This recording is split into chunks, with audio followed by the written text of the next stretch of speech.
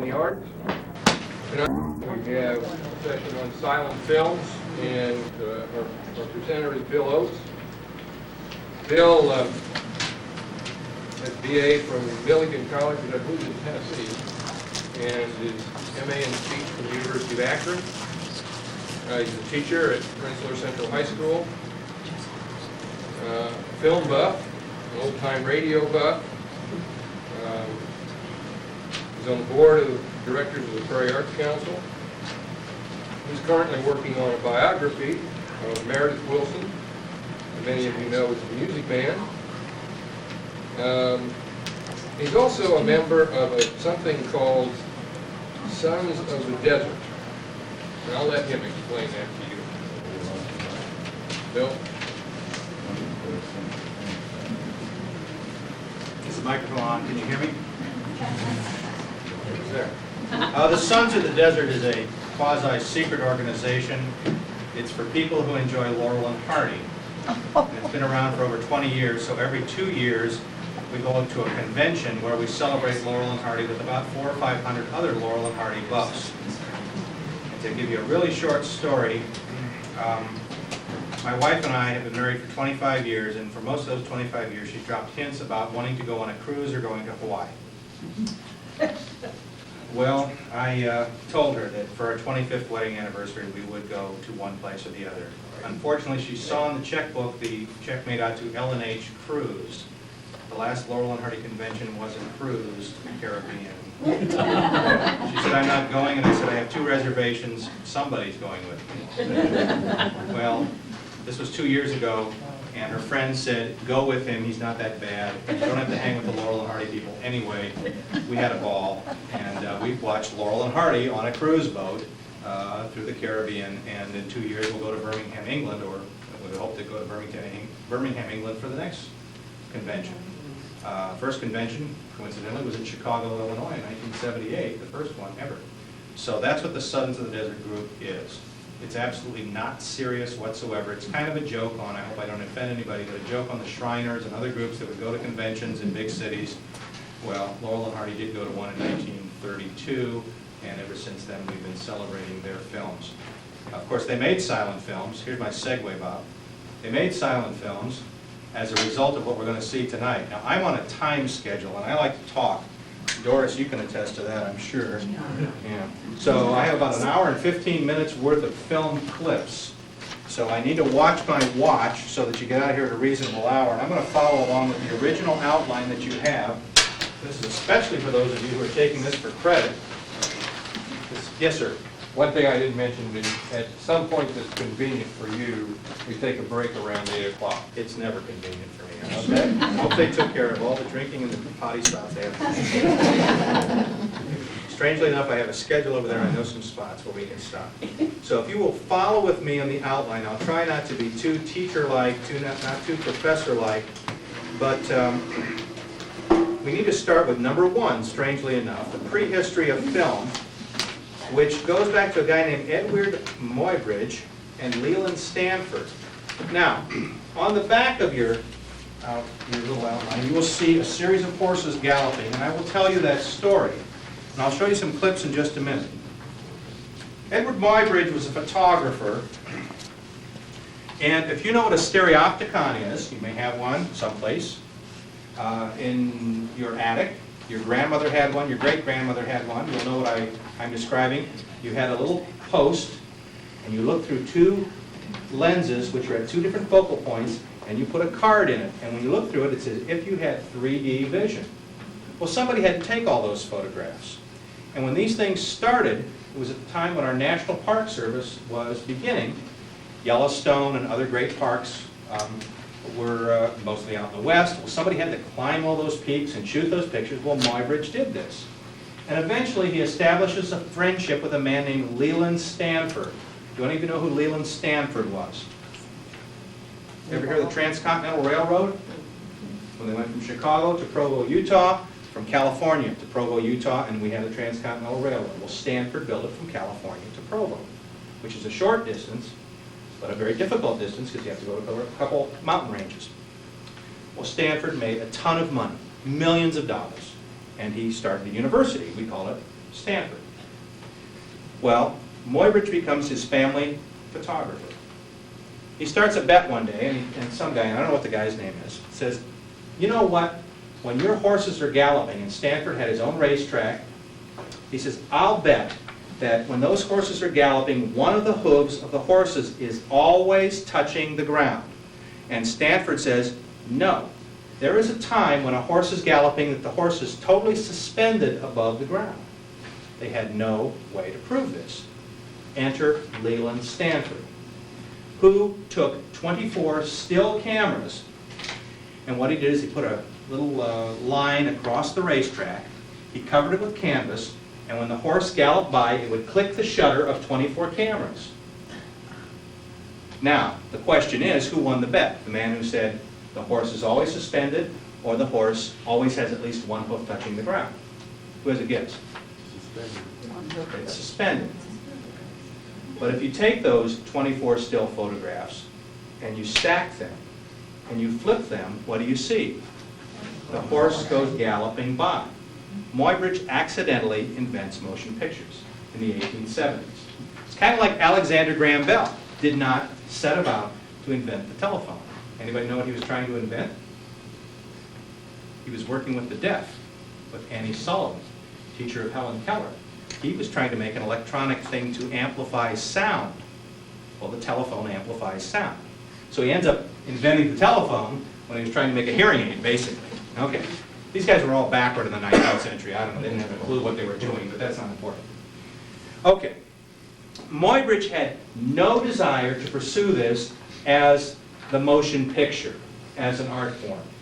What he did was he wanted to capture the body in motion. And he started working with people in Philadelphia, and he did studies of anatomy and physiology.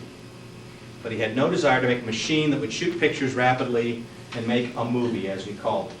But because of his experiments, other people said, if we make a machine that shoots film quickly enough, we can make movies. Now on the back, what you have is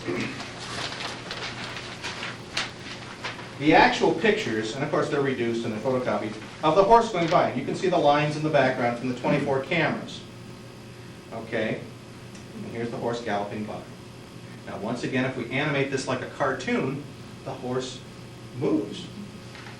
Now what we will find as we go on tonight is that a motion picture, a sound motion picture, if I were to take this movie, this is a movie. We don't see many of these anymore. We see videotape.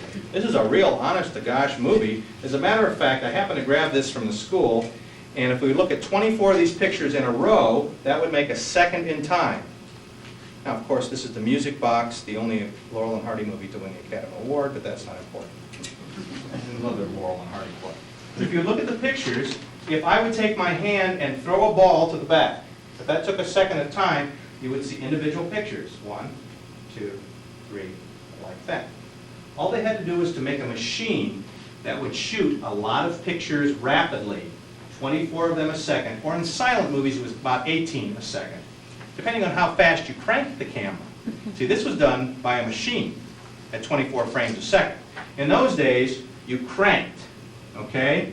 And when you projected the movie, you cranked. Now, if you were a projectionist and you saw your leading lady up in front of you, you might crank a little more slowly because you wanted her to linger on the screen. If the villain came on, man, let's just move right through that because I want to get back to the leading lady. That's true. That's what happened in the early days of silent films. Well, enter, as I said, number 2, Thomas Edison and George Eastman. We all know the name Thomas Edison. Thomas Edison is credited with inventing a ton of things. In a lot of cases, he was credited for inventing things when actually he didn't invent them. Some of his engineers invented them. But he made a machine called the kinetoscope in the 1800s. Actually, his engineer, by the name of Dickson, made the machine. But what he had to have was film that would go through, like I unraveled that film, it would go through a machine and would not break. George Eastman, the founder of Eastman Kodak. Well, you see, photography before the 1880s meant that you basically had to be your own photographer. You had to have your own darkroom, because if you took pictures of, say, the Civil War in the 1860s, you had to put one wet plate in, go in, and develop it immediately, one picture at a time. You didn't do like we do today, where you buy 24 exposures of film or 36 exposures of film. Well, in the 1880s, Eastman invented a thing called the Kodak Brownie camera, where you got the camera, and I don't know how many it had, 30, 40, 50 exposures originally, and then you took the camera into the drugstore and they gave you pictures back. But because he made this film that was very flexible, this also allowed Thomas Edison to have a film that would go through his machine. Now those early movies were as long as 30 seconds. Now what I'm going to show you on the first videotape is a few clips from Muybridge's background, a picture of Muybridge, which isn't really exciting, the guy with the beard, but also some of the experiments he did, and then we're going to follow it with some kinetoscope images. Do any of you know where Edison's main factory was in the 1880s, 1890s? New Jersey. Menlo Park, New Jersey. Well, Menlo Park, New Jersey, and later on East Orange, New Jersey, is in close proximity to New York City. Edison did us all a great favor, whether we're talking about the movies or whether we're talking about phonograph records, because he was close to New York. Well, he would get a number of stars from New York, from vaudeville, and a number of other venues such as Mark Twain, and record them either in movies or on sound. So we have some historical things that Edison recorded that we otherwise would not have had because he was in close proximity to New York. Okay? So, the first clips we'll do, and I'm trying to do a 2-television thing here. This is pretty high tech for me. But, oh, and that says play. We can't have that. I'm sorry, rewind. I got a toy at the high school this year. I got some editing equipment, I got some mixers, so you'll have to bear with me. Some pretty obnoxious cuts and some picture-in-picture. I was just at my glory this one. We had a fog delay, and I really perfected this a couple days ago. So I am the editor, I'm the actor, I'm the director, and that's going to have to rewind quite a bit, isn't it? Well, let's go ahead and turn the TVs on. Okay, hopefully on both sides, you'll get to see a couple of things here. And through the miracle of television,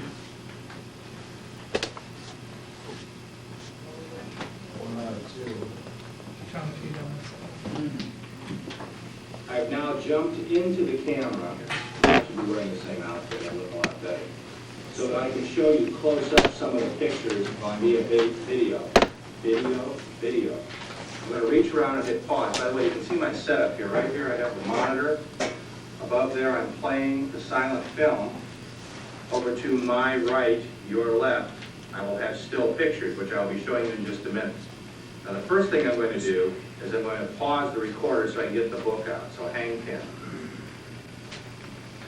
This first picture is from a book that's a history of photography. We have a picture of Edward Muybridge, the father of the motion picture. And let me show you what he did. We just discussed what his accomplishment was and his contribution. Here is his racetrack with the lines set up across the bottom. These are the tripwires for the horses. The cameras are in these booths. You can see the number 24, and of course 24 represents the number of frames per second.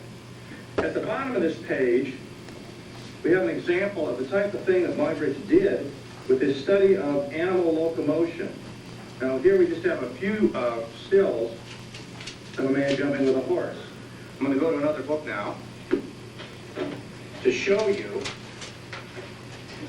the actual first motion picture. You can see the horse galloping by, the little strings, the little tripwires. You have 4 frames, and of course, if you put them all together and stack them up, I go at the school bell, you have a motion picture. Okay, let me pause a second. Okay, our next picture. Let me pause again. Here, let's open up. This may be so cool you can't stand it. But when I dubbed the tape and put the new thing in, my volume died. I'm going to swap tapes really quickly.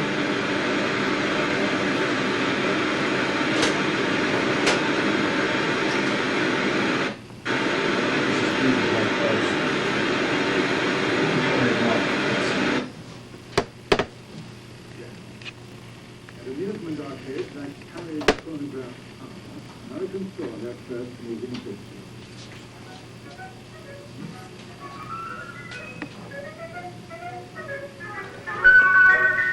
Annabelle was filmed in 1894 and printed by hand, frame by frame.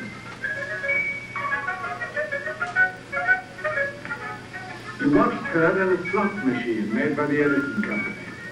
Sometimes you got music, too. The film lasted 30 seconds, moving in a continuous loop. The men who ran the arcade... Okay, you could see there were spools like a spool of thread, and the film just went up and down. On occasion, you had machines that would flip pictures, like postcard-sized pictures. I don't remember going to carnivals, fairs, where you put the penny in, and they still had these things around when I was a kid, so they had them in the 50s and 60s. You wouldn't remember them, but that's not important. But you would go into Kinetoscope Parlor, and instead of seeing a feature film, you'd come in with a pocket full of pennies, and you'd see this for 30 seconds, and this for 30 seconds. And that dance that you saw, that was a complete movie in the 1880s, 1890s. Okay? Now I'll give you a little bit more of this, and then we'll work our way up to the first motion picture. The customers in. Sex. The birds of a pearl.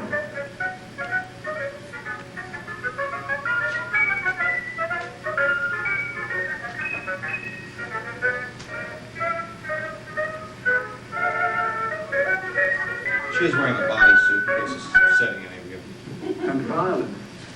The execution of a spy.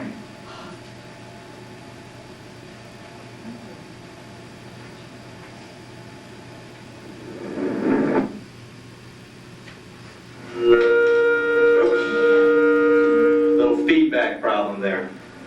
Okay. The series that you're watching, those little clips came from a series called A History of the Movies, which is made by Thames Television in the 1980s. Of course, James Mason has since passed on, but he narrates the entire series. If you ever get a chance to see it, it's often on PBS or the Discovery Channel.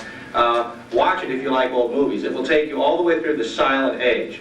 Okay, let me pause a second before I find the next cut. If the next film is correct coming up, it will be an example of what you would have seen in the Kinetoscope Parlor. You will see a feature film from 1898 called Elopement on Horseback. Now, as I've already mentioned, most of the actors in these films are Edison employees, so if you think they're bad actors, you're exactly right. Let me roll A here, see what I have. Okay, let me stop. This is where I started dubbing the tape, and I had a little problem with the sound. As I said, if you were a real actor at the turn of the century, you would not have been captured on film unless it was just a little vignette by Edison. But as far as making, and these movies were maximum 10 minutes long. Anybody have a clue why they were a maximum of 10 minutes long? Paul, I bet you know. It's the length of a reel of film. Length of a reel of film. Edison wasn't into making feature films 2 hours long. He wanted to keep it as a toy, and he also wanted to keep tight reins on it. Now, as great as Edison was a cheapskate, and he also wanted to protect his copyrights, and he did until about 1912. We'll get into that in a minute. But if you were a real actor, like a George M. Cohan, like a Joseph Jefferson, and the others at the turn of the century, Sarah Bernhardt, you would not have been caught dead in a movie. That was for the lowlifes. So who are the actors in the Edison films? Edison employees. The janitor, the person running the machines. So and what I mentioned here where you can't hear my voice is if you think the acting is lousy, you're a good judge of acting. They were lousy actors. They weren't professionals. They were people, off the factory. They just brought them in, hey, come on in. As a matter of fact, one of the hottest films of this age, and I know this is a mature audience, so we can discuss this, was a film called The Kiss. A guy named Irwin and a woman named Bryce actually kissed right on the lips on screen. I'm sorry I had to say that to you. I know that's upsetting. People got it's a close-up too. They turn and their lips meet. And I just described the entire film to you. That was the whole film. But people are digging for more pennies. I'm going to see that again. That's some hot stuff. Okay. So we'll go on. Now we're going to show you Elopement on Horseback. The whole movie. I hope you have time for it. Oh, I can't remember if you hit the pause or the play to get it going. Are you going? Yeah. Okay. 1898. What great grandma watched. By the way, the piano doesn't start up right off the bat. I forgot to mention early on, silent movies were never silent. There was always some music or something playing. If you were in Rensselaer watching movies, someone's on the piano. If you went to Lafayette, someone was on the big organ. If If you went to Chicago, you had a full orchestra with a special score for the movie by the 1920s. I went to Wheatfield. Went to Wheatfield? I'm sorry. Where's the theater in Wheatfield? You know, going up Main Street on the first square building on the west side. Yeah. Block building, that was the theater. Yeah. Most towns had them. Now this is going to show you some clips from another little film that followed. This is another complete film. I know you love this effect. I love it. I have no idea how I did it. I pressed some buttons. 1899 is what I'm saying.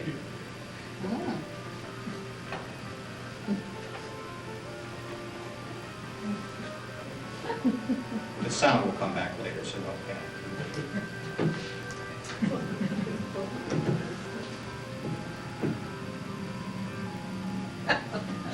Okay. I will tell you right now that we won't see Uncle Josh's nightmare. If you've ever gotten some old 78s or even cylinder recordings from your grandmother or great-grandmother, Uncle Josh records were the great humorous records. They made movie versions of the Uncle Josh recordings. Okay? Let's see, what else was I going to say here before we go on. Yeah. What I will be telling you is what we have from these early movies is something very important. There are records of history that we otherwise would not have had, because the camera went to places like the Pan Am Expo, which I will be showing you in just a minute. They went to the Spanish-American War. When William McKinley was assassinated, we have movies of the parade, not the parade, but the cortege, or what do you call it, the funeral procession, I guess you would say, of William McKinley. We have the coronation of some of the kings of England. You know, it was a very important time. The thing was, there was no art to it. Basically, the action happened in front of the camera, the person cranked and recorded the action. That was it, until we get to a point just a little bit down the way. Maybe we should stop here anyway. I'll see how long it pauses. You'll see on down the line I have the Dixon's kinetoscope, the Kodak flexible roll film in 1889, the first film studio, which was called the Black Maria in East Orange, New Jersey. Now, I mentioned that Edison would bring people over from New York and record them. People such as Florence Ziegfeld's first star, who was a person called Sandow, the strongman. What he does is he gets in front of this black background, and he does this, and he lifts some weights, end of movie. That's it. But otherwise, we would never have seen how Sandow looked. Now, many of you know the name Florence Ziegfeld of the Ziegfeld Follies, the biggest vaudeville act in the history of vaudeville. Okay? Well, why do we have these movies today? Why can you watch these? Most of the movies from the 1920s and 30s, many of them have gone because they were made on a thing called nitrate stock.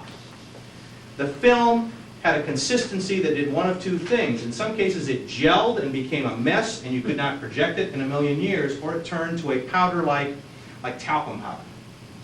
Edison, and I told you before, he was a great man, but he was really paranoid about somebody stealing his ideas. When he went to the patent office and said, I want to patent this stuff, they said, you can't patent that. You can patent a book, you can patent an article, you can patent a picture, but this is motion. How do you patent motion? Edison was beside himself.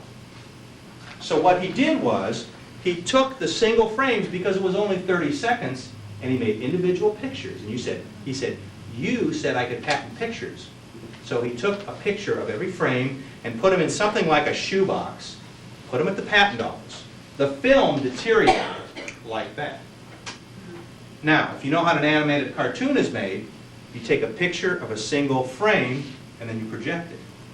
Today we can go back to those shoeboxes of single frames, if we have them in a row, take a single picture of them, project them, we have the movie again. That's why we have stuff from the 1890s, but we don't have things from the 1920s. Is that amazing? Safety stock film comes about, I think, what, the 1930s, 1940s. This film, if I put a match under it, it would melt. If I had nitrate film, a foot of it, and this happened in the Indianapolis Public Museum, or Public Library a few years ago, they had a foot of film, and somebody says, I want to show you what it's like to torch some nitrate film. It doesn't just melt, it explodes in flame, to the point where it set off the sprinklers and the Indianapolis Fire Department came down. And they were very upset that this person was doing this experiment with fire. And you hear about big studio fires in the 1930s and 40s when tons of film was destroyed. And also people didn't think, well, people are going to be studying this film in the 1990s. They didn't think about that. They're showing the film for 1933, and then it's done. We throw it away. Well, because Edison was paranoid and made cards, and they look like a postcard, basically. They went back and single-framed these, and that's where these tapes, this is from about a dozen or so tapes that I have that I've collected over the years. Okay, let's go ahead on to the next cut. Have a look at the clock. Let's do a little bit of discussion, and we'll go to the next page. Oh, I said discussion. Sorry, I'm ahead of myself. So I get ready for the next page. Now I'd like to show you a film that you would have seen on a screen. You probably would have seen it in a vaudeville house. It's a short film, but it underlines what kind of history was captured on film. This particular film is called The Spectacular Panorama of the Electric Tower, and I believe it was shot at the San Francisco Exposition, Pan American Exposition in Buffalo, Pan American Exposition in Buffalo. This is the exposition where William McKinley was assassinated. But what it also displays is the first after-dark photography. We've already mentioned Oh, we have it. Sorry. in the Back that up. 1890s, candle power and light bulbs. Sorry. Talking to myself now. I hope you don't mind. It's a problem I have. You had to film all movies in these days outside, because when Edison invented the light bulb, I don't know if you've been to Fort Myers, Florida, where his home is. There are bulbs that Edison put in years ago that still work. The reason? They're maximum 15 watts. Well, you know what kind of bulbs you put in your house, 55, 60, 75 watt bulbs. Edison put 15 watt bulbs in. They don't use up the electricity, but if you had to expose film to it, it's not going to work. So everything you see here is exposed by sunlight. Now the Black Maria, which you see on your outline, was a black, looked like a garage, on a huge turntable. And when he brought these people from New York to film them, he would open up different baffles on this thing and it'd let the sunlight in. Well, the sun does this during the course of the day. The entire thing was on a turntable, so as the sun moved, his whole studio moved. He had a mule hitched up to this thing. Yeehaw! Noontime, we moved it 90 degrees. Now the sun's coming this way. Late in the afternoon, you move it over here. There is a replica of the Black Maria in East Orange, New Jersey to this day. That was the first movie studio. And everything that you see well into the 19-teens are shot with sunlight, even if it's an indoor scene. They didn't have to worry about sounds coming from outside. They were silent movies. As a matter of fact, when you get to the later days, you could shoot 6 movies on the same studio lot at the same time. People yelling, okay, more gunfire over here. I want more romance over here. Play the violin. Okay, over here, we've got a sword fight. Who cares? It's silent movies. Today, 1 movie at a time. Because you have to have it quiet on the set. We're shooting this scene. So sunlight is exposing this. So what I'm going to show you in a second is when they did try to expose things by electric light. All you'll see are the outlines of the Pan American Expo buildings in Buffalo. Okay? Let's see a little bit of that. Once again, an historical thing. Electricity became an entertainment object as stage plays and fairs displayed night scenes with phenomenal light. So what I'm going to do now is I'm going to cut to the film, and I'll show you just a few seconds of this view of the Buffalo Exposition. Once again, there's no story. It's just sort of a little documentary. Okay, let's go to...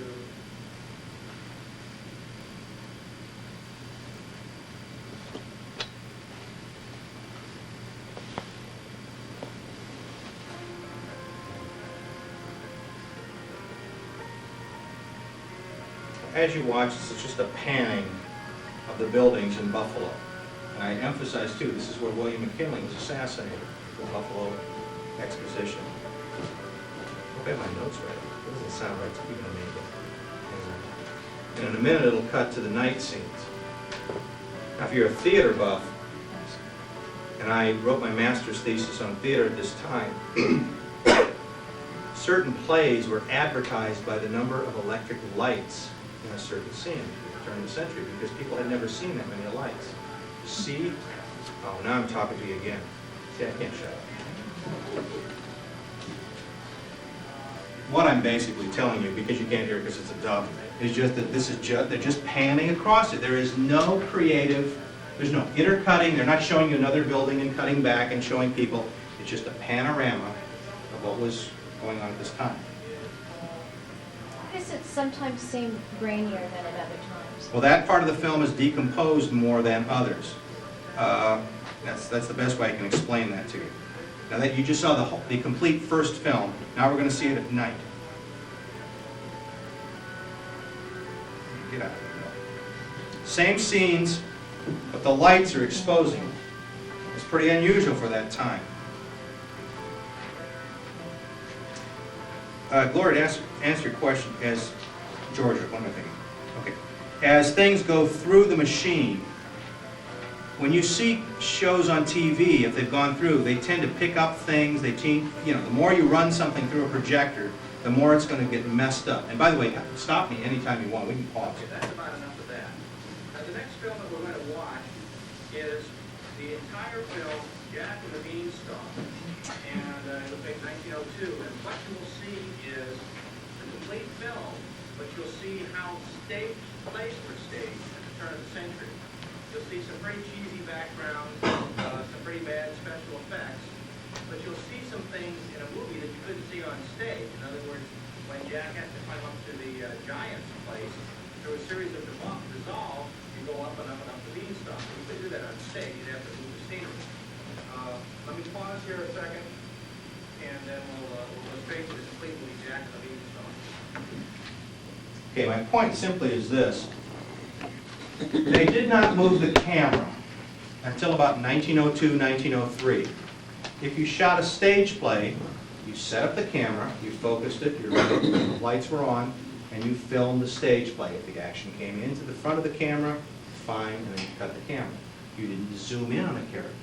You didn't move the camera this way. You didn't move the camera this way. The only thing you'll see is a dissolve. And do you all know what a dissolve is? Where you go from one image and it kind of blends in with the next image. Okay. Now, the way you do that is you crank the camera back and you go into the next scene. Okay. That they knew how to do. Other than that, they were just filming stage plays. Now, if you're a theater buff, we have some records of theater at the turn of the century that we otherwise would not have. The big thing that we have on film, and they just found this in Rochester, New York not too long ago, is a man named L. Frank Baum, who wrote The Wizard of Oz, decided that after he made a bunch of money off of his book, The Wonderful Wizard of Oz, it'd be even more money if he'd make it into a stage play. They were very big then. So he made a stage version. Well, until a few years ago, we knew that they filmed it, but we had no record. They found it in a can, in a vault, unmarked, at the Eastman House, and I watched it a few years ago in Syracuse. And we saw how the play was in 1904. Just little scenes, like 5 minutes here, 5 minutes there. It makes no sense when you watch it, as far as I'm concerned. However, the man who played the Scarecrow inspired a young kid named Ray Bolger to do his part in probably the most popular motion picture ever made. And I have an interview with the guy, Fred Stone. I don't know if you know the name Fred Stone, father of Paula Stone, who was his daughter was one of the love interests of Hopalong Cassidy in the 30s. Fred Stone was in a movie called The Trail of the Lonesome Pine, the first outdoor Technicolor film ever made. Anyway, at a young age, he and a guy named Montgomery, a great comedy team, made The Wizard of Oz. Okay, that inspired people later on to make The Wonderful Wizard of Oz, The Wizard of Oz, the MGM film that we all know. By the way, L. Frank Baum thought he'd get in the movie business. He opened up his own company, Oz Manufacturing Company, and he made original Wizard of Oz films, many of which are still available, and you can get them on videotape. Videotape, to me, is a good news, bad news thing. You're watching on a TV screen, the picture isn't near as good as what you've seen in a theater. However, for $10 or $20, you can get some pretty neat stuff on videotape. Otherwise, you'd have to see it in a big theater. Well, Baum went broke because he couldn't distribute his movies. He wasn't MGM, he wasn't Warner Brothers, he wasn't 20th Century Fox. Baum's fortunes, if you ever read about it, he goes way up, makes a bunch of money, and then he loses it the next couple of years, then he goes way up, and he loses it like that. By the way, it was his mother-in-law who said, look, you're telling these little kids all these stories about this wizard in this place over the rainbow, why don't you write it down? I'm tired of supporting you. Right, and he did. Although his first book was called Mother Goose Stories. He made a lot of money. Then he made The Wonderful Wizard of Oz. made money off the stage play. So he's a fascinating person to read about. Okay, Jack and the Beanstalk. A lot of these early movies were based on children's stories. Now what you're going to watch is the way Jack and the Beanstalk would have appeared around the turn of the century on stage. You're going to see the whole movie here. So get comfy. This might last a whole 6 minutes. 1902.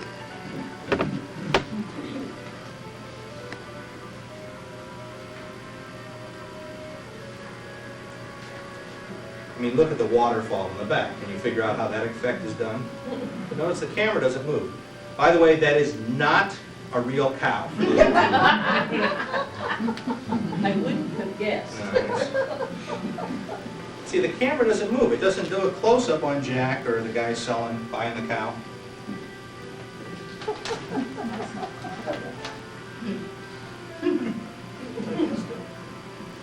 Now that's a dissolve there.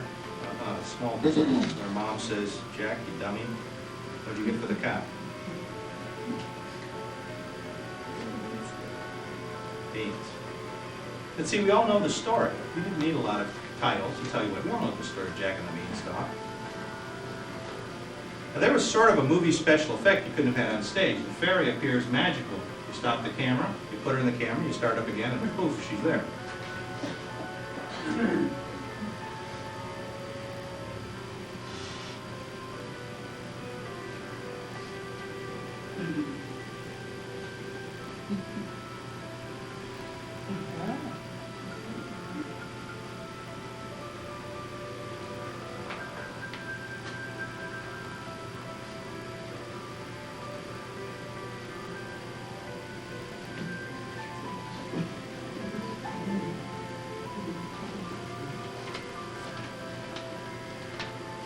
It's also interesting, if you watch enough of these, you can see the original versions of the fairy tales, which were watered down a lot years later, when Disney and others thought they were too violent or too weird.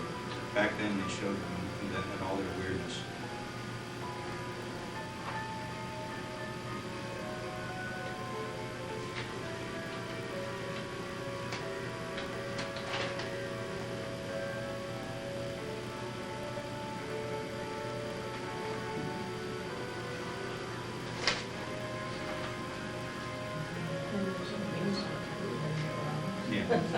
Nice that it has steps every so often too.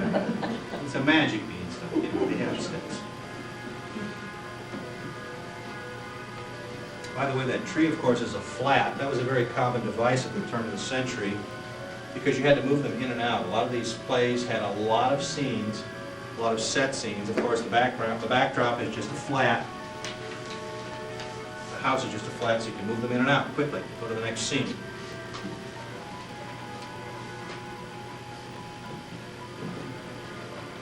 See, we can do things here with film you couldn't do on stage. You couldn't build a set that high.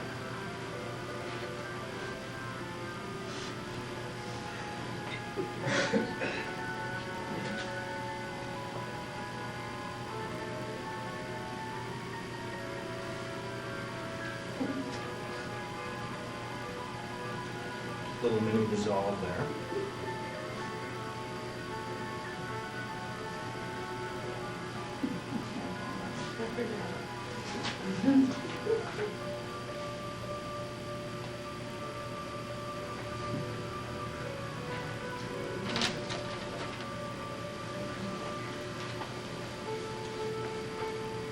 Now this you may or may not have seen on a screen.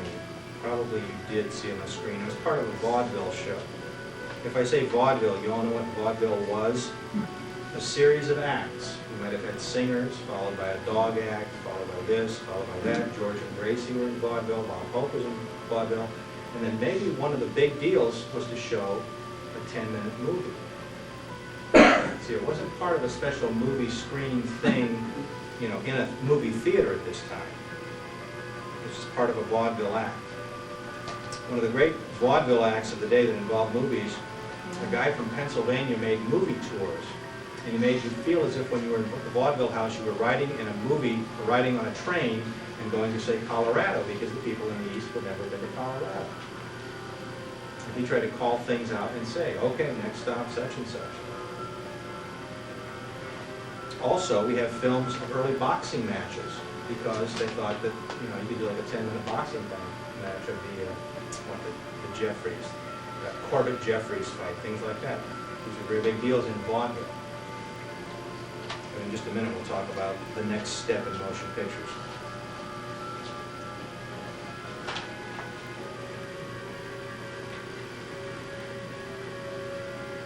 And this tape will also stop and show you what the Europeans were doing.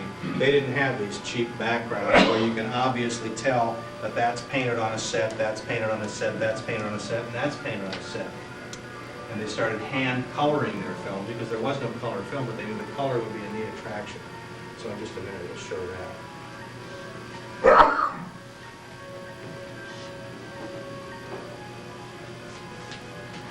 Guess I should gesture on the other side of the room too.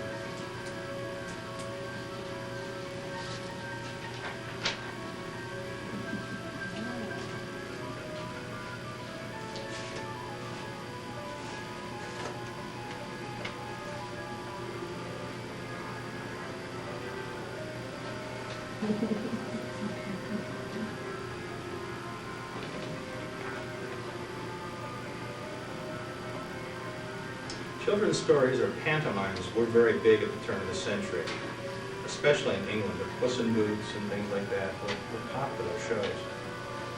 And you can imagine the pageantry that they could show, and they would elaborate on the sets and just make it a wonderful thing for kids to see. As a matter of fact, a children's show created the greatest tragedy in American theater right at the turn of the century in Chicago. And there were people from Rensselaer killed in the Iroquois Theater burned to the ground. It was called, was it Mr. Bluebeard? Mr.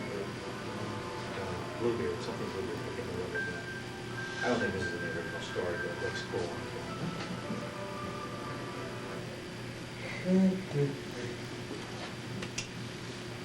Okay, we're getting ready for the life of the American fireman.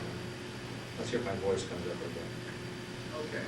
No. Before we go on to the life of the American fireman, which was made the following year, please remember, you saw the Jack and the Beanstalk film, the camera almost never moved. Basically, they set up the camera on a tripod, the guy crank away, the action would come in front of the camera, leave the camera, then they would stop and go to the next scene. So you're essentially seeing a stage play, which is great from the historical aspect of your theater. There were a few dissolves, where the one scene dissolves, merges right into the next scene. So that's about as sophisticated as they got. Now the next movie shows camera moving from side to side, and some close-ups, some intercutting, some cross-cutting. The techniques that we know today in all films to make the action move a little quicker. So this is the film that was shot by William S. Porter, Edison's ace director. It's not quite an exciting movie. Movies have not come into their own 100%, but using filmic techniques that would be the platform for the movies to come. So let me go to the other camera. Yeah, let's talk about this before we go. Up to this point, you would have seen these in our Nickelodeon parlor, in the viewfinder. However, as you move down your kinescope parlor, sorry, wrong word. If you look down to 2D, as those kinetoscope parlors opened in 1894 in New York City, they're really short shows, but notice who might have been captured and would have been shown to you at the time, including, and these are specifics here, Annie Oakley and Buffalo Bill, boxer Jim Corbett. Now, boxer Jim Corbett would have been just doing a few of these for you for about 30 seconds, maybe with another guy. You wouldn't have seen the whole film. Sandow, I mentioned, and numerous others. But number 3, 2 French brothers, the Lumieres, decided once they had enough candle power that they could project on a screen. Now, they didn't make any great stories. What they did was, they took their cameras and they filmed such exciting things as, and this is one of their first movies, the employees arriving at the Lumiere factory, which meant people got off a train, stood on the platform, and went in the door. But that's amazing. If you'd never seen anything on a screen before, that would be wonderful. But what really freaked out people was another film they made. They took the camera down to the beach, and they filmed the waves coming in. And the people saw this on a screen, and the ones in the front row ran to the back of the theater. They thought their feet were going to get wet. Now later on, you'll see a movie called The Great Train Robbery. The bad guy takes the gun and he aims it right at the audience, and they were so upset they thought they were going to get shot. They'd never seen anything like this before. Can you imagine if you took a movie projector out in, I don't know where it would be remote today in the 1990s, but show it to people for the first time? They would have no clue what you're showing them. Well, now movies are on the screen, but there's still these little things that are part of vaudeville acts. And Edison is controlling the length. If you want to shoot a movie, you're going to get an Edison camera, you get an Edison projector, and you're not going to go over 10 minutes. The end. He had what we call a monopoly of films. And a number of other people had to go along with him. In your outline, you also notice that other companies are coming out. By the way, Edison owns / Thomas Armat invented the Vitascope. Soon thereafter, you get a company called Biograph. But from these early companies, you get the first directors, the first actors, and movies are about to take off. But they're still pretty crude. Edison has a director. No, I'm skipping down here, I'm sorry. Number 4, The Dawn of the Story, Georges Méliès. Creativity is in the works in France. A stage magician named Georges Méliès says, and he tried this one day, he's cranking along, he's doing a Paris city street, he stops for whatever reason. Absolutely. He comes back. He cranks again, but he doesn't move the camera. When he cranked the first time, there was a horse in the picture. He cranks again, the horse had moved. What happens when he projects the film? The horse disappears. He learns about trick photography. Well, for a stage magician, if you can incorporate magic that you have on stage with film magic, yeah, got something. You really have something that's going to grab the audience. Unfortunately, Méliès decides, well, he wants to keep the camera stationary. He doesn't move it. But internally, what goes on in front of the camera, he starts working with special effects. He even does something, and this had been tried. You saw the gal dancing with the whatever that was. There was no color film for movie projectors. Color film, as far as still pictures, were under experimentation and had been for a number of decades by James Clerk Maxwell, an Englishman, started trying to make color film. But there wasn't any color film for movies. So how would you make color? How many frames per second for sound films? 24. Silent movies, 18. If I want a few seconds of color, I get some poor lackey at my studio to hand color every frame of every copy. So when you saw that woman dancing like this and you saw the color, someone took a pen, and you know, most of you have 35 millimeter cameras, so you know how big the negative is in the picture.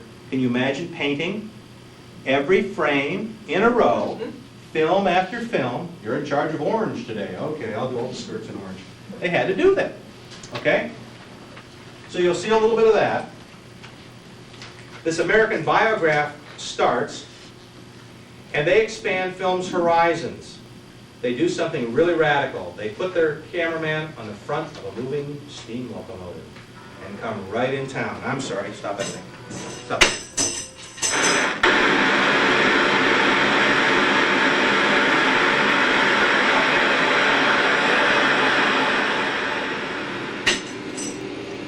We're going to have a revival tonight.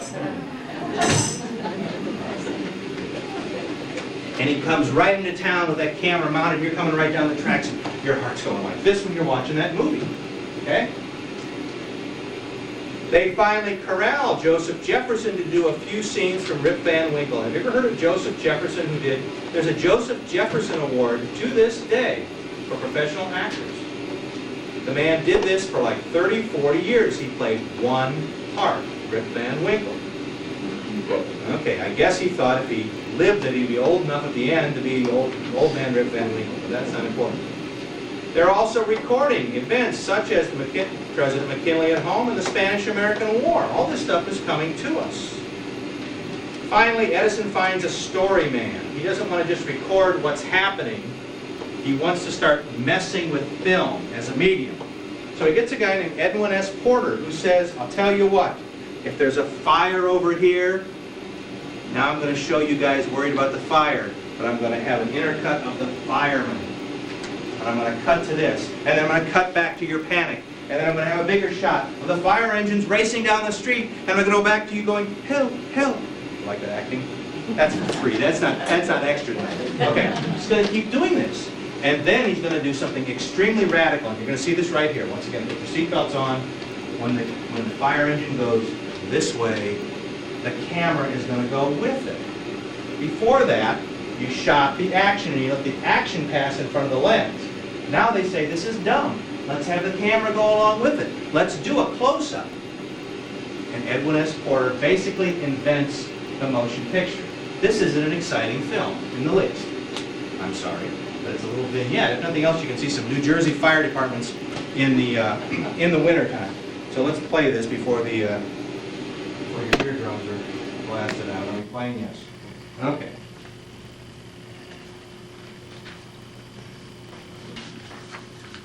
Yes, the music will start. Put the baby to bed. There goes the fireman.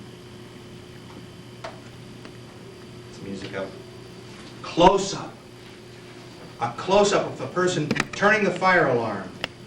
I jump over there and play the piano, but you'd just be impressed. Dissolve. The firemen putting their boots on. Down the pole. Here we go. You expecting there to be engines? These are horse-drawn.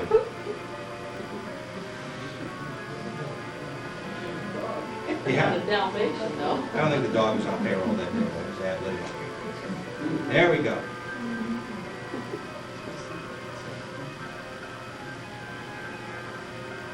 I don't know, the camera's a little flaky there.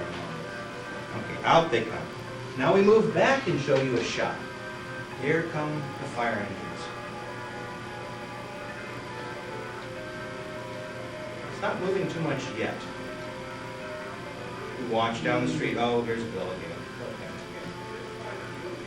What I'm going to tell you is to watch. You can't hear the volume because of this little problem.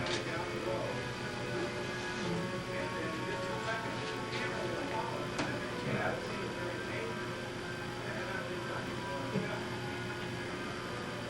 If I put the other tape in, you'd hear me, but you just wouldn't like it. So, do my voice again.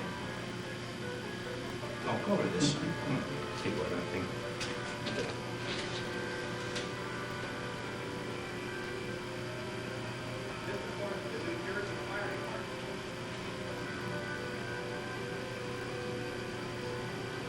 Now in a second, you'll see the camera move to the left, and you're going to say, big deal. Oh, I'm sorry, you're right.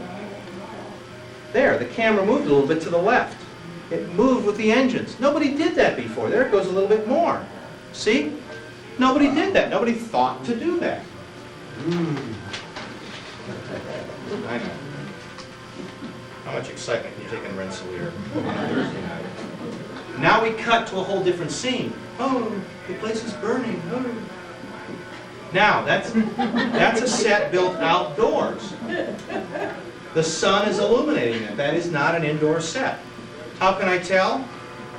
See the mirror in the background? That's catching the sunlight. Also, I'm a genius.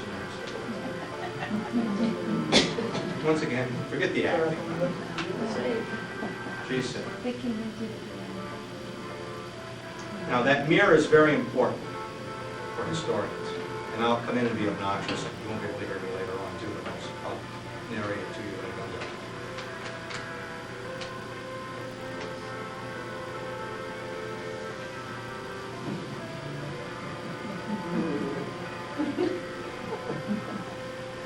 It's not a comedy, it's a tragedy. You're laughing, he's a good actor. You're sincere about this. Now we go back to the outside. See, nobody did this before. They have smudge pots or something. Probably smudge pots, yeah. And Edison was probably paying these people a pittance. He was really cheap. It was good that he was deaf, because when he asked for more money, he just played like good as what they were saying. I got a good trivia question before we break here. If Edison was basically deaf, why did he invent the phonograph and how did he listen to it? If we go to Fort Myers, Florida, he bit into the platform that played the records because he couldn't hear this way but he could feel it. He could feel the vibrations through his teeth, and he loved symphonic music. You know why he went deaf? Pardon? What, work for somebody on the railroad or something, hit him with the ears or something? They tried to pick him up by his ears. You're right. Okay. Yeah, you're close. He worked on the railroad, his printing press between Toledo and Dayton, and he was missing the train. The train was pulling away, so they picked him up by the ears. When they did that, as a kid, I mean, he's like maybe 12, 14, there went all the eardrums. So for the rest of his life, he was... Yeah. What I'm doing is, I'm showing you that this sign, which you can't see in the little picture, says Thomas A. Edison and Company. He couldn't copyright the film, but you can't copy it either, because if you did, your copy would say Thomas A. Edison and Company. He was a sly old booger. That's what I just said, Bill. Try to pirate the film, make your own copy and release it, you had stolen something that Edison had copyrighted. Okay? Obviously, you could shoot a similar film and he could attempt to sue you. And there were no laws governing motion pictures, so making a pirated copy, nothing to cover back in those days. The next film is, And this is where the sound comes back up, ladies and gentlemen. We'll watch this, and these are only clips. The first movie. Porter had already messed with intercutting and cross-cutting and close-ups and pannings and all the things that we know from movies. But there wasn't really much of a story. I mean, that was a cheesy little story about going and rescuing some lady. So what he did is he made a movie called The Great Train Robber. And you will see cuts from that right now. You will also see some hand coloring in this. And once again, at the Edison factory, Thomas Edison thought we need color film, but there is no color film as such, so we'll hand color the frames. And when the smoke comes out, we all know smoke is pink. Well, it looks better than white, and that's what Edison had in the first place. So we'll show a little bit of The Great Train Robbery, and I think you'll hear a little of James Mason's from the series that I videotaped here. So let's let her rip, and we'll watch a little bit of The Great Train. a shortened version of The Great Train Robbery. The film ran about 12 minutes Volume long. should be okay now. It was the first film, what we consider the first motion picture. It tells a story, it has characters. As a Western, it was shot in the wilds of New Jersey, which of course was close to the Edison studio. And what will be intercut in this particular film is a discussion with Bronco Billy Anderson, the first cowboy star, the John Wayne of his day. And he'll tell a little bit about the film. So let me pause the tape and we'll go to the next scene. The Great Train Robbery took American movies out of the slot machine theater. Instead of 30 seconds, it lasted 12 minutes during a whole reel.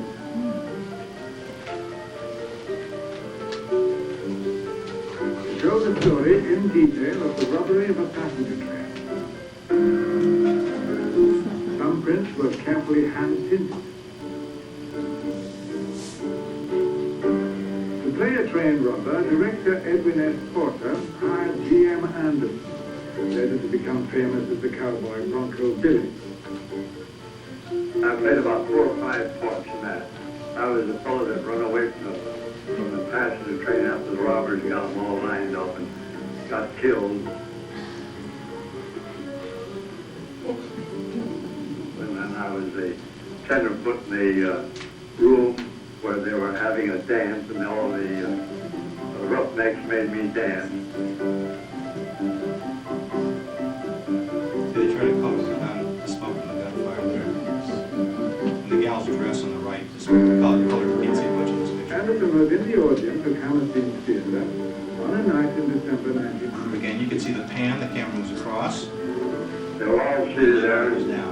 Came out and made an announcement. They're going to see something wonderful, a great train robbery. And the audience didn't seem to take to the idea very much. And it started. And then as it started, they all of a sudden get boisterous and yell and shouted, "Catch him, catch him!" And after the picture was over, they all stood up and cheered and shouted, "Run it again, run it again!"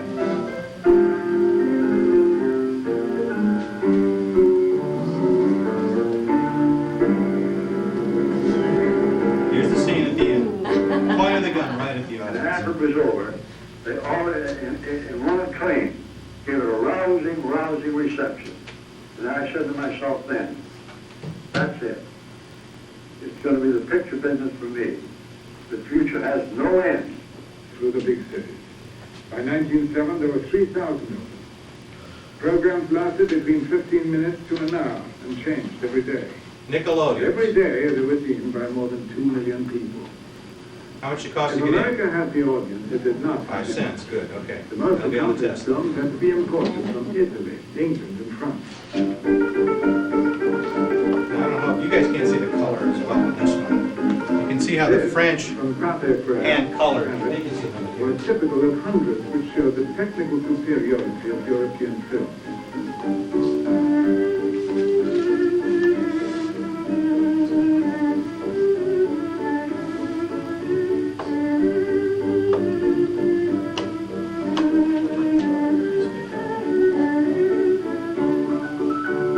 See, they're still not moving the camera though. See, the hand colored the fire in front of you. How many seconds does that last times 18?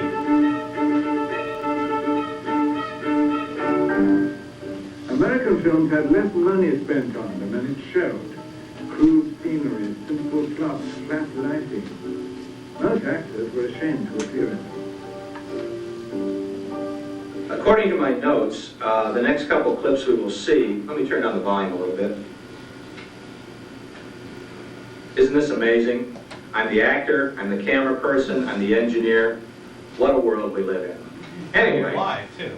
the two films that caused Americans to rethink motion pictures, to think that they should be longer than 10 minutes, that you could have cast of thousands, and that you could actually have starring people in the movies, are about to follow. The first movie is Queen Elizabeth, which was made by the English, and then there'll be some cuts about, just a few minutes long, 3 to 5 minutes long, from Quo Vadis, the Italian production. Both of these inspired people like D.W. Griffith to begin making longer films, to rethink the motion picture business. So let's cut to the other camera and we'll see a little bit from Queen Elizabeth. Okay, we're going to hold it right there. We'll give you a break. Now what we're going to do is we're going to move from Nickelodeon pictures, these little 10-minute films, and the Europeans are going to say 10-minute films, that's silly. We're going to make movies as long as 30 minutes, 60 minutes, 2 hours. Two things are happening in America at this time. The other people who have movie cameras, movie companies are saying, Edison, you're out of your mind. And others are saying, look, they're flocking in to see these European films. We're going to start making features. And the U.S. government is doing a thing, that part of U.S. history that we always hated about trust busting and monopolies. When they broke up Standard Oil, they broke up Thomas Edison and said, no, you can't tell people that the movies can only be 10 minutes long, one reel. We'll let them go. And at this time, roughly 1912-ish, in Europe and later in America, people start making feature films. Take a break. You need it. You've been listening to me for an hour and 10 minutes. Become films that we recognize. They become feature films. We've already mentioned why. Storefront theaters have been springing up across America. We're talking 1907-ish. If you had a storefront and you were losing money, at the end of the day, if you put a bed sheet at the end, took some chairs like this and lined them up, got the church pianist to accompany the film, you had a Nickelodeon of your own. Of course, Nickelodeon houses open everywhere. This is before the era of movie palaces. They would begin about 1912 to 1915. The Roxy in New York was probably one of the first biggies. But between, say, 1915 and 1925, huge movie palaces went up. Sadly, many of them are not around. A few are in Chicago. I understand they're going to reopen the Oriental Theater as a movie theater. It was the Oriental Electronics something or other, really hideous. Nonetheless, if you watch shows or stations like the American Movie Classics, frequently they will highlight the remaining movie theaters. Now, you probably wonder about me, and sometimes I wonder about me, and Bob often expresses that, but that's not important. Every spring when I suffer from cabin fever and am tired of dealing with teenagers, Heather, cover your ears, I never had you that much in class. I go, of all places, most people go to Florida, I go to Syracuse, New York. We go to downtown Syracuse, New York, to the old Lowe's Theater, which was built in the 20s, christened by Louis B. Mayer. We watch 35mm movies on the big screen, silent movies with live accompaniment. My father says, I don't know where I got you. My father has CD players, he has high-tech televisions, he has great VCRs, and I listen to old-time radio and watch old movies. Our generations are totally reversed. But I can get absorbed in that screen and watch those characters, and when you see those faces, who said they had faces then? Gloria Swanson. And the way you moved. You didn't go there to watch a bunch of explosions, and then the next time you went to see more explosions, you went to see people. And I was just discussing with this lady up front here that one of my favorite silent movies that I have at home, and I have this on film, which of course is ridiculous in the first place, everything's on tape, is The Son of the Sheik with Rudolph Valentino, which was released after he died. He made the Sheik, then he made The Son of the Sheik, and when he moved toward the camera to seduce the woman that he had taken in his theater, you started fanning yourself. And you didn't have to see everything. Your own mind was far dirtier than what they were going to do on the screen. You just faded to black. I know what he did to her. They didn't show you a thing. You could take your kids to see it. You know, that was what was great about the movies. So I go to old silent movies. I don't know. My mind is a little left to center. Okay, we're going to go to the D.W. Griffith era. The first thing you're going to see are some clips from Queen Elizabeth. I said that it was very difficult to get a legitimate actor to perform in front of your camera. One thing that they've been very expensive, okay? But the British got one of their greatest actresses, Sarah Bernhardt, to act in Queen Elizabeth. It was made as a feature. Great, I mean, you can imagine the subject matter, Queen Elizabeth for their first big feature. At the same time, the Italians were making Quo Vadis with hand-tinted scenes. D.W. Griffith, who'd been making little 10-minute films at Biograph, he'd acted in them and directed them, and you're making a movie a week, said, this is dumb. Let's spend a lot of time and a lot of money and make a 2-hour film and do it up right. The Europeans are doing it. Forget Edison. He's getting sued anyway. Let's go for it. So this is what you're going to see, first of all, is this clip from Queen Elizabeth, and then you're going to see then they're going to show a little bit of what Griffith is thinking at this time, heighten the suspense. Take the two Gish sisters, who were teenagers when they started. Point the gun so that you, the audience members, see the gun pointed at you, and you go, they're going to shoot us. They're going to get Lillian and Dorothy Gish. Oh no. But of course, at the end of the movie, the bad guys are going to get it. You're not going to see that, but that's what happens in the movie. Let's go back to the TV here. On.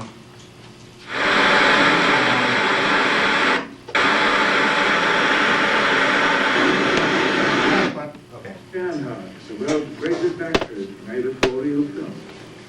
It attracted her admirers all over the world. Here you go. Queen This Elizabeth. was series of famous players in famous plays.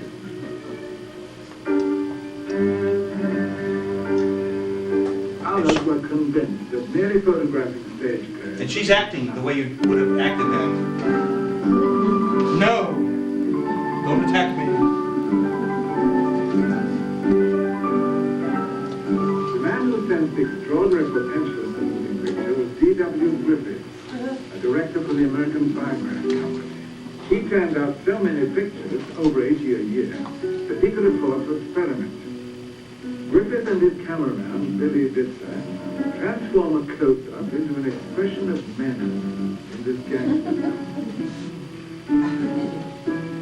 This is only a movie, please don't be upset.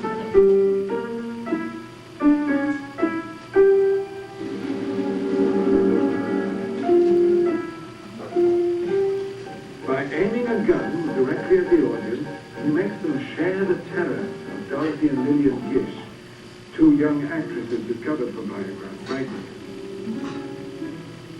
He was the father. However skilled the Americans, the Europeans produced pictures on a far grander scale. Quo Vadis, eight-reel Italian epic, showed Nero and the burning of Rome, and lasted nearly 2 hours longer than American one-reelers. Okay, they inserted a little bit of D.W. Griffith in there. Griffith, of course, as we've already mentioned, started at the Biograph Studios as an actor. He had been on the stage, and he started watching these foreign films, and he began to make far more intricate movies. Now, they showed some clips before, in between Queen Elizabeth and Quo Vadis, of Musketeers of Pig Alley to show how he used close-ups and tried to heighten the suspense. But his first great feature film came about in 1912. I think I have the date right. Yeah, I'll check it out. It'll show you in a minute. And the movie is Judith of Bethulia, a biblical epic. So let's just watch a few frames from this to see how far movies had moved in the next couple of years. Okay, his first big film was Judith of Bethulia. It was actually made in 1913 and released in 1914. I'm close on dates, but not exact. This is a biblical epic. Notice the casts of thousands that we all know about. Nobody had used casts of thousands before. So his first big epic is Judith of Bethulia. This will be followed by some clips of The Birth of a Nation.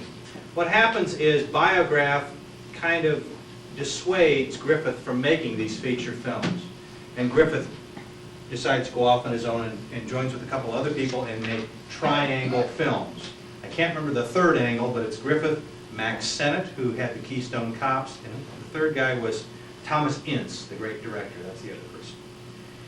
So as he makes his own films, if his fortunes fail, he fails because he's an owner. If his fortunes succeed, he makes money several times over because he's the director, he's an owner, and on and on. Okay, let's watch a little bit of Were Judith. they out to Hollywood by this time or not? Not totally. Now, you brought up an interesting question. The person who claimed to be the first director to go to Hollywood in about 1913 was a guy named Cecil B. DeMille. He was not the first.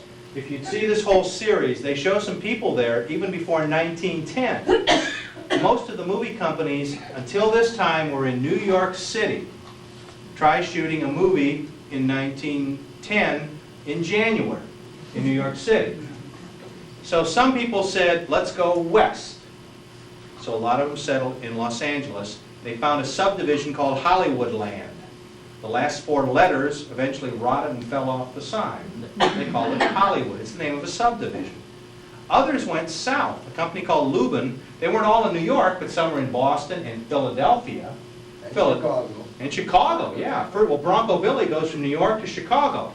Well, duh, you make a movie in February in Chicago, you're going to freeze yourself. Your camera's going to freeze up if it's cold enough. Some went to Florida. Lubin went to Miami. But eventually they started all gravitating out to California. But this is the time they start moving. So Griffith is in transition at this time. Biograph pretty much stays in. Now, something we're not going to get into tonight, but I'll just mention it really briefly. Biograph starts merging and becomes a greater company, because if the movies become bigger, you need more money. If you start getting stars, you need more money. So instead of having Goldwyn Pictures and Mayer Pictures and Metro Pictures, it's much cheaper to have a company called Metro Goldwyn Mayer. Instead of having Century Pictures and Fox Pictures, you have 20th Century Fox. The Warner Brothers get together.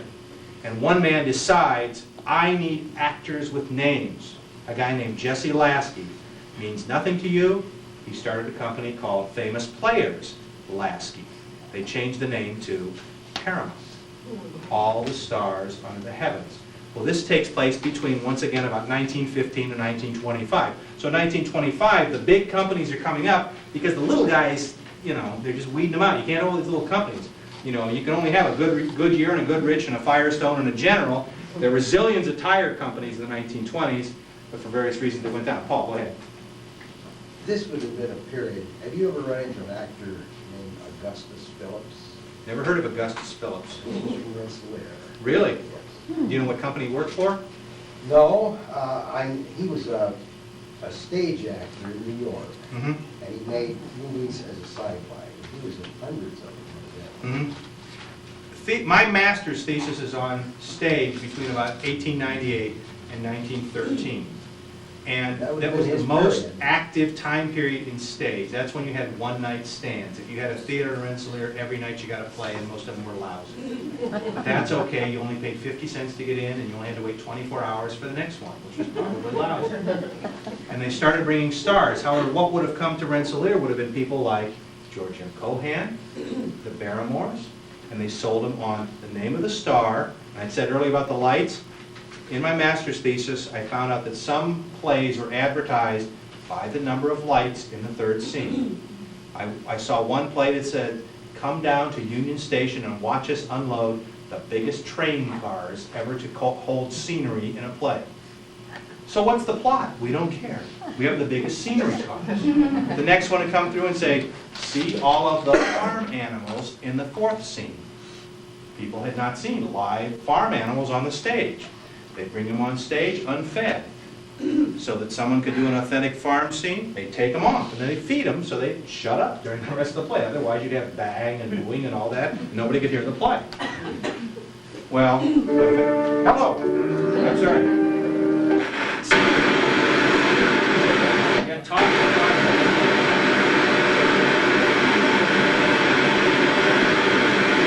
Okay. What killed this incredible time period in theater? Vaudeville. If you staged a 2-hour play, it cost a ton of money more than if you had vaudeville, which meant you had 1 act, 2 acts, 3 acts, 4 acts, 5 acts, 6 acts, 7 acts. If his act is lousy, we give him the hook. We bring you in. You've got your singing birds. Fine. So you only take 10 minutes out of the play, but if your whole play is rotten, you're cooked, money-wise. So vaudeville could supplant these things, okay? And eventually what killed vaudeville? Talking pictures and the Depression, okay? And vaudeville houses became movie theaters because you could show Shirley Temple for a quarter tops, absolute tops. On a weekday, you get in for 7 cents, maybe 12 cents and see Shirley Temple. Vaudeville is going to cost you a whole 50 or 75 cents to see. That's So big then money. they went to radio, huh? Well, and radio was very big because that was virtually free. Even if you were on the farm and had no electricity, you had a battery. And you could listen to Jack Benny or Amos and Andy on the farm. And of course, this is a whole different lecture. By the way, you get an extra credit for this. That's okay. Let's go to Judith of Bethulia, or we'll be here till next Thursday. Instead of rushing out a film a week, Griffith now devoted his time to a single production. Judith of Bethulia was made on location in Chatsworth in California. Now we're in California. Here's your question. He moves there at this time. The title role was played by Van Sweet. Notice the acting style once again. But look at thousands of horses. One and two reasons. Why was a four-wheel film which people might not sit through? Asked Biograph.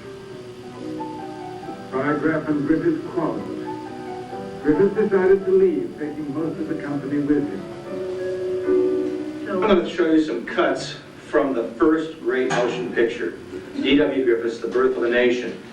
The opening credits, if I recall from the tape correctly, will open with the words, The Klansman. The Klansman was actually the title of the novel by a fellow named Dixon, and it was an immensely popular novel. Of course, the Ku Klux Klan is the hero, which is also true with this movie. So you have to divorce yourself between your feelings about the Ku Klux Klan and film technique at this time. So you'll hear the voice of an assistant cameraman named Carl Brown who will narrate the opening of The Klansman. So I'll go ahead and roll the tape and enjoy a few scenes from The Birth of a Nation, as well as James Mason's narration. Okay, 1915. Griffith puts all his eggs in a basket. If you would see this entire tape, Lillian Gish is interviewed and she said, we even agreed not to take a salary. We knew that what Mr. Griffith was doing was great, and we would wait until the film was released before we received any money. That's how devoted they were to Griffith. Problem with Griffith, when he looks at history, his father was in the Confederacy, he was from Kentucky, so you tend to look at the Civil War a little differently, especially if you had slaves. They read a book. It was called The Klansman by Thomas Dixon, the Reverend Thomas Dixon, who said that all the problems of the South would be fixed if you had the Ku Klux Klan come in and straighten everything out. When they interviewed these people, they said, was Griffith racist? No. His mind was in a whole different thing. He was from the 1880s, 1890s. This is the way things should be. Okay? One of the heroes of the film, and you will not see the clip, if you ever get to see the movie, that's a promise someone. The assassination of Abraham Lincoln. Where was he born? Kentucky. Just like Griffith. He was a hero to Griffith. He wanted to put the nation back together. It was those darn Republicans in the Senate.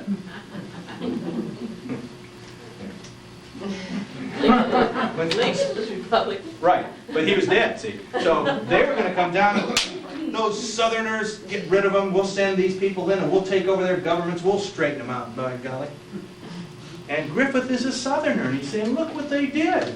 We're proud Southerners, we just wanted states' rights. And by the way, states' rights meant slavery. So who's gonna save everything? The Ku Klux Klan. Now, you look at the film, when you see some of the clips, you'll say, that guy did that in 1915? That's pretty impressive. There are some stills that you won't see in this clip. He had Confederate veterans who were still around in 1915 who were the technical advisors to the scenes of the battles. And he remembered what his father said. You'll hear this when Griffith talks. He told me they had to eat parched corn and that's all they had. Okay, those scenes are great. When Lincoln is assassinated, it's a great tragedy for the nation and certainly for Griffith. But when Thaddeus Stevens, a real senator, comes in, brings the carpetbaggers down to the South, everything's going to go to hell in a handbasket. We need heroes. Just like John Wayne leads the cavalry, that ex-Confederate colonel is going to lead the Ku Klux Klan, and they're going to straighten things out. Politically, it stinks today. But you look at what he did with the film, and it's phenomenal. So you have to split your mind when you watch this. Are there real blacks in the film? Yes. The main blacks are whites with blackface. But the Uncle Tom African Americans are played by real African American actors. From that standpoint, it's the first serious movie to have African American actors in it, where the heroes are the Ku Klux Klan. See how complex this movie is? Okay, let's watch some clips from it. Here you can see some of the beginning of the opening, and this guy named Carl Brown, who was the assistant cameraman to one of the great early cameramans, Billy Bitzer, narrates. All right. Without any inkling of what was coming up. I sat and watched players come in until the entire orchestra pit was filled. I didn't realize until that time that the entire Los Angeles Philharmonic Orchestra had been hired to play the picture. An unheard of thing. So in came Joe Breed, who had written the score. And when he raised his baton and held it for a moment, and down it came, everything just blew right out of the oh, it was the most tremendous gust of sound I'd ever heard. This is the original credit that said the plans, and later on it said the Birds of a Nation.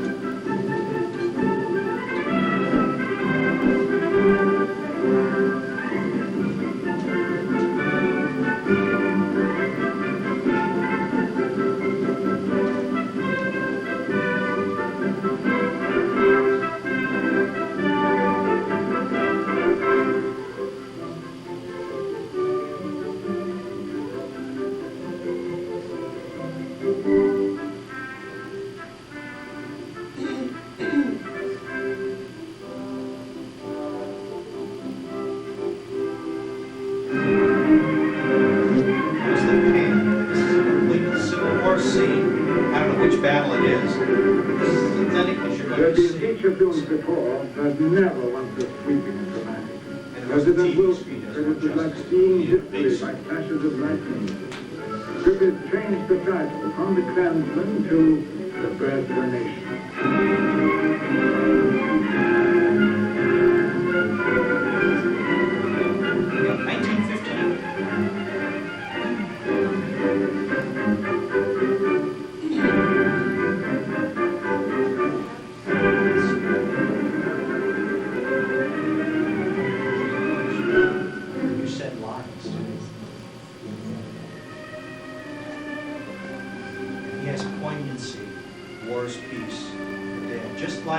Photographs you saw in your history book by Matthew Brady. I sat at the end of a row with men, and during parts of that, the whole row shook with their sobs. It was so moving. That's Sherman's March to the Sea, the scene you're seeing there. Because they Griffith marched touched the the sea. audience's heart because the story was so close to Where his were the own. cameras that they The panned South down? was defeated just a decade before he This was is all born. shot in California by this time, so. And now look what the My Union school began when I was a child. I used to get under the table and listen to my father and his friends talk about the battles they'd been through in their struggles. Those things impressed me deeply. Nights when I'd get into the bed. Well, that's natural enough, you know, when you've heard your father tell about fighting day after day, night after night, and having nothing to eat but parched corn. People were fighting desperately against great odds. Great sacrifice, suffering, death.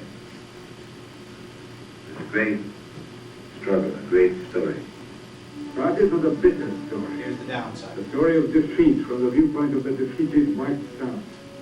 The Negro, suddenly freed from slavery, had been given equal rights. And Griffith, a Southerner, mocked these new politicians in this caricature of the South Carolina Assembly.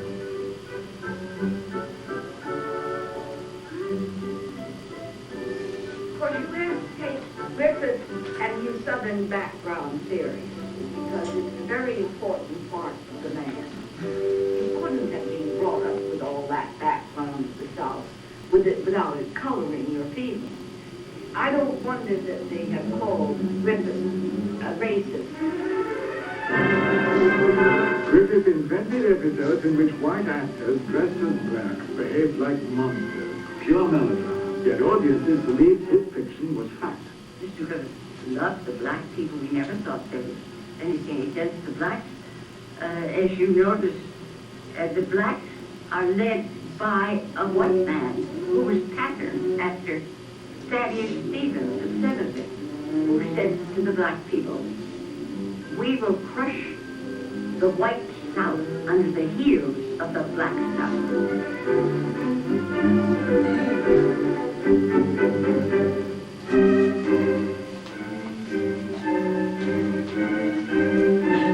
So they're trying to upset the audience. These poor white people are up there, all this is going on, and the audience isn't bought it. You ever seen the movie JFK by Oliver Stone? If he ever Believe showed what a he picture said? like this in Atlanta, He made it up. it would be But if you saw the racist. movie, you might have bought it. To which Griffith said, I hope to God they do. It wasn't that he was particularly anxious for a riot or people to be hurt or anything of the sort, but it's the whole story of somebody deals you a tremendous pat hand, and you look at it and know it can't lose. You're going to play it. Near the end of the movie, the cavalry has to come in and rescue the people in trouble. There's the cavalry. But once again, when does the Ku Klux Klan ride? At night? The heroes of the film are the Ku Couldn't Klux shoot the film Klan, at night. So riding they're riding in the through daytime, and they do the burning crosses and holding candles in the daytime. They don't have the lights. Oh yeah, a lot of this stuff spurred them. They were active in Hebrew. This movie got people nuts. My God, we're going to save this country. Well, they bought it from this film. It was like a call to arms. You just couldn't. But you weren't watching people ride. You were riding with them. And you weren't riding with them to rescue somebody, but you were riding on a stern determination, vengeance.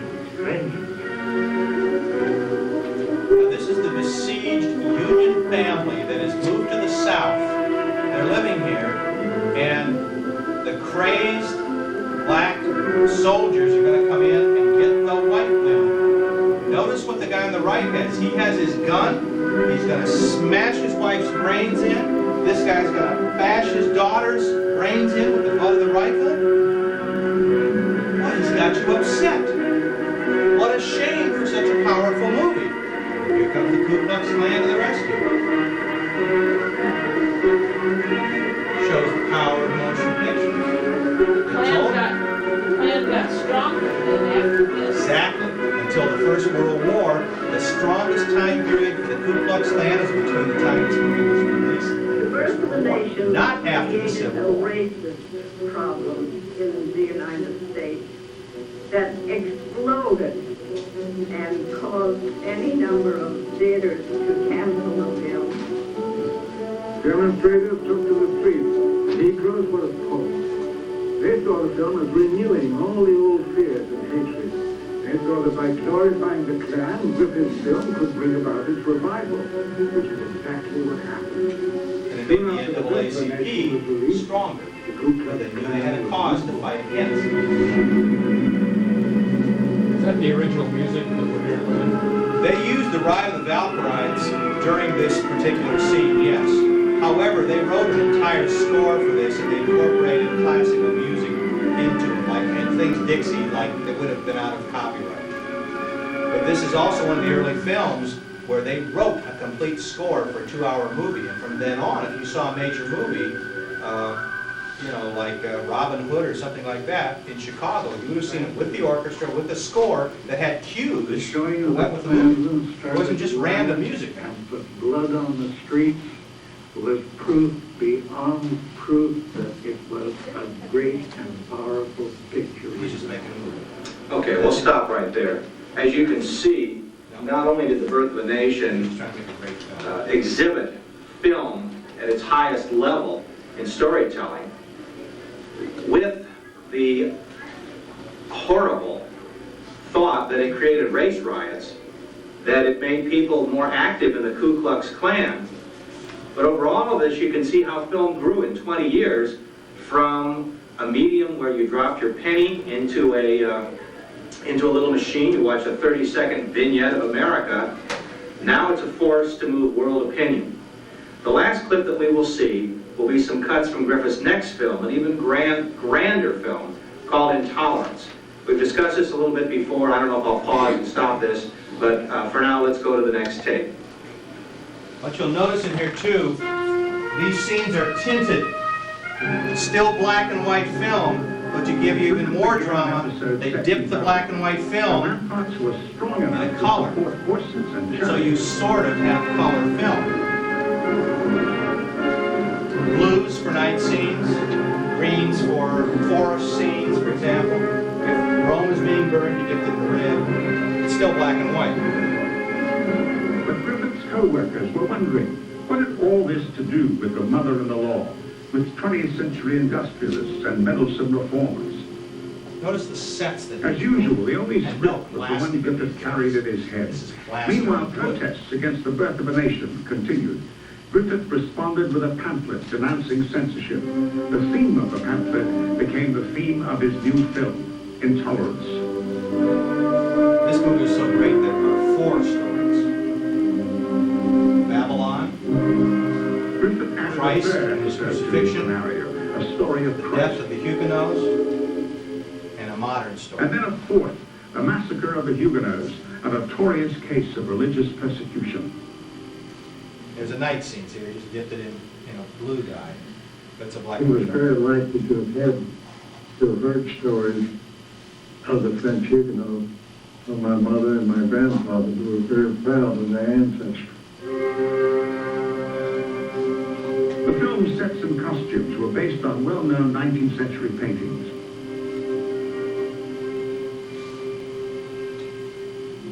The Marriage Market by Edwin Long was recreated. As the Mountain Girl, Constance Talmadge gave the role of ragtime flavor. A rebellious girl, forced onto the marriage market, she finds herself up for sale. But Babylon is ruled by Belshazzar, a prince who believes in tolerance and religious freedom. He permits the girl to marry or not, as she chooses. I wonder why they move so fast in these silent movies we watch today. Projecting Camera 18 lingers frames over per second Belshazzar's movie idyllic at city, sound speed. dedicated to 24 Ishtar, frames, so it goes a little goddess fast. of love.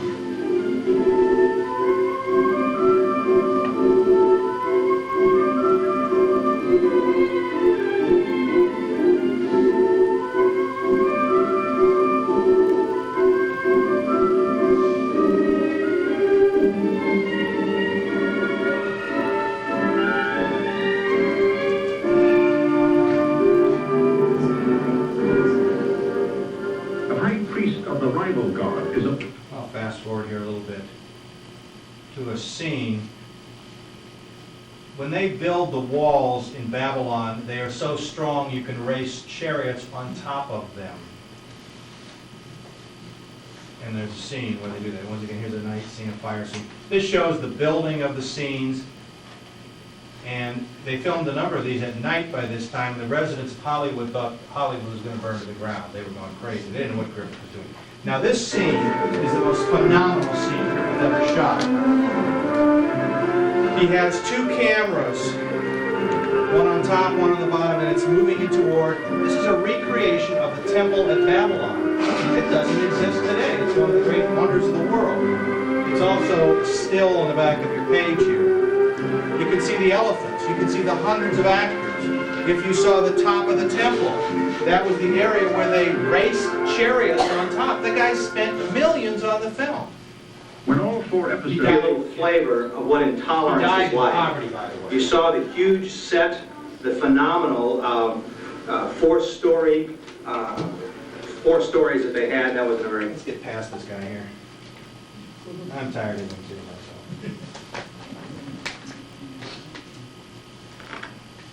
Okay, we're going to stop here. That was my extra in case I didn't talk long enough. What I've added are 2 animated cartoons at the end. Simultaneous to all of this, there's a man named William Randolph Hearst, great newspaper baron.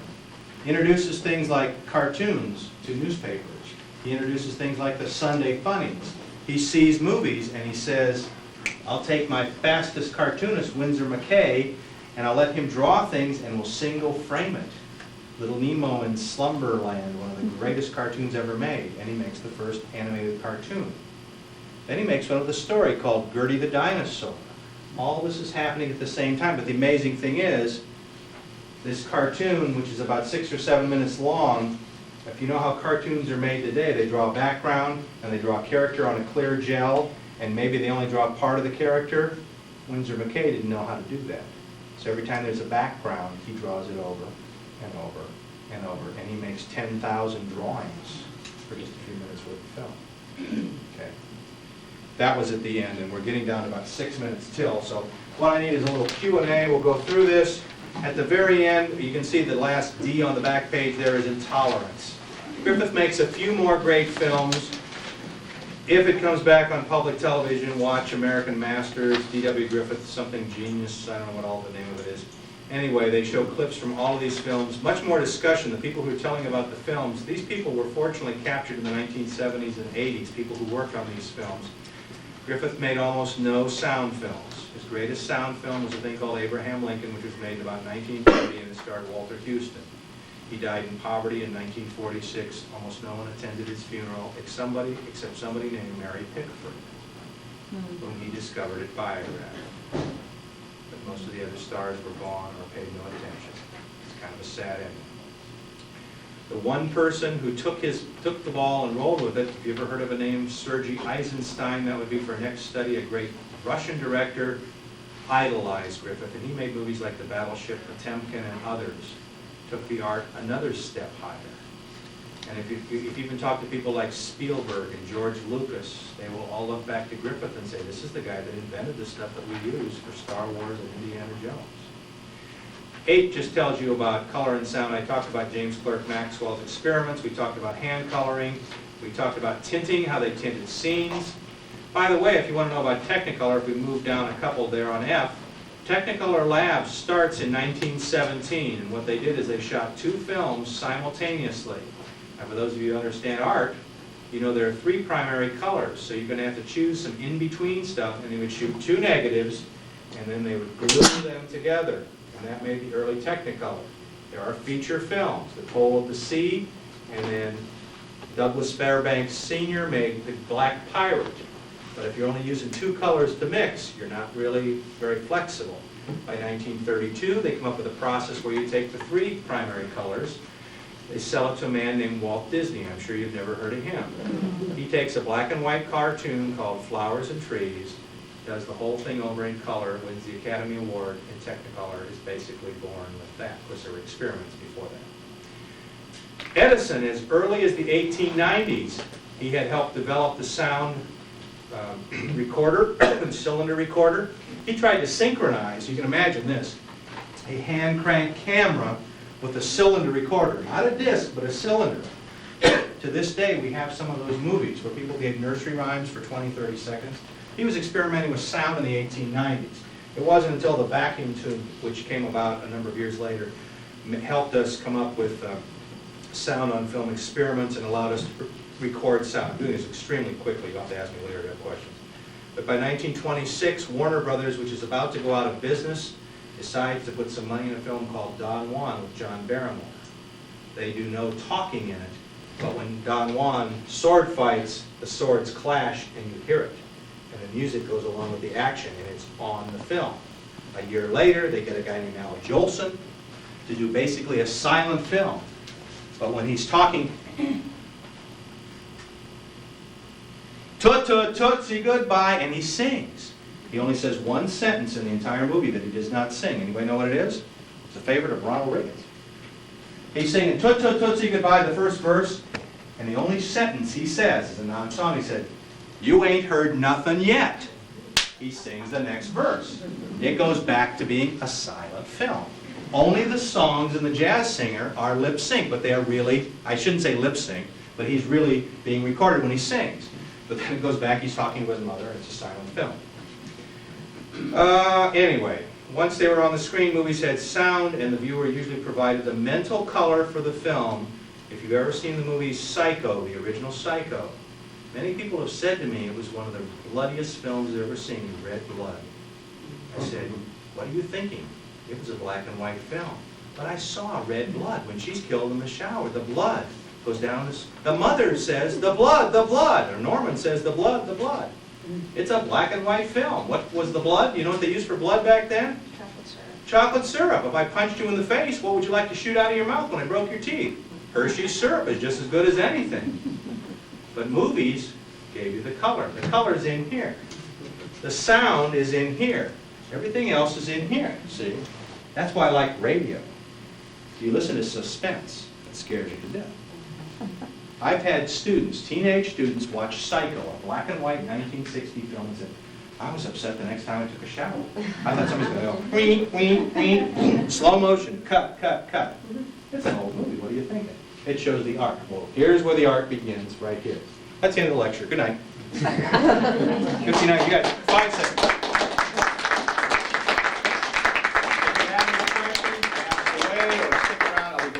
Them. That's the fastest I've talked to cover 20 years in my life. I got one announcement before you all leave.